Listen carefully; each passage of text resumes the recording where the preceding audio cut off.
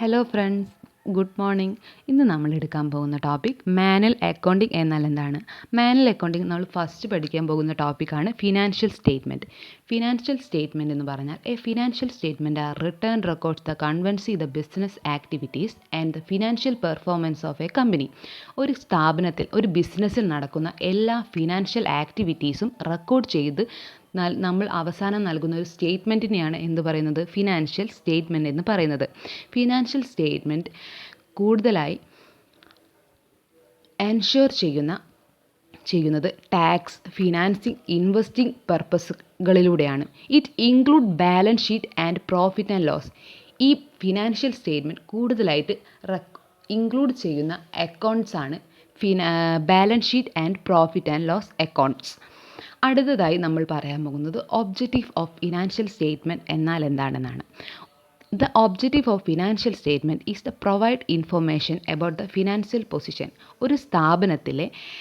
ഒരു ബിസിനസ് സ്ഥാപനത്തിലെ ധനപരമായി എത്ര നിലയിലാണ് അതെന്ന് പറയുമ്പോൾ നമ്മളെ ബിസിനസ്സിൽ നടക്കുന്ന എല്ലാ ആക്ടിവിറ്റിനനുസരിച്ച് നമ്മളുടെ ബിസിനസ് ഉയർച്ചയിലാണോ അതോ താഴ്ചയിലാണോ, അങ്ങനത്തെ കാര്യങ്ങളൊക്കെ വിശദമായി നമുക്ക് മനസ്സിലാവാൻ വേണ്ടിയിട്ടാണ് നമ്മൾ ഒബ്ജക്റ്റീവ് ഓഫ് ഫിനാൻഷ്യൽ സ്റ്റേറ്റ്മെൻറ്റിലെ പ്രധാനമായ ഒരു ടോപ്പിക് പറയുന്നത്.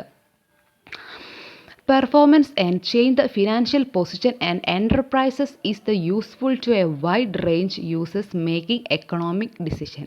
ഒരു ബിസിനസ്സിലെ ഫിനാൻഷ്യൽ പൊസിഷൻസ് അറിയുമ്പോൾ നമുക്ക് അതിൽ പെട്ടെന്ന് നടത്തേണ്ടി വരുന്ന എന്തെങ്കിലും ഡിസിഷൻസുകളൊക്കെ വേഗം തന്നെ മുൻകൂട്ടി ധനപരമായി തീരുമാനം എടുക്കാൻ കഴിയുന്ന ഒരു പർപ്പസ് കൂടിയാണ് ഫിനാൻഷ്യൽ സ്റ്റേറ്റ്മെൻറ്റ്. അടുത്തതായി നമ്മൾ പറയുന്നത് മീനിങ് ഓഫ് അക്കൗണ്ടിങ് എന്നാൽ എന്താണെന്നാണ്.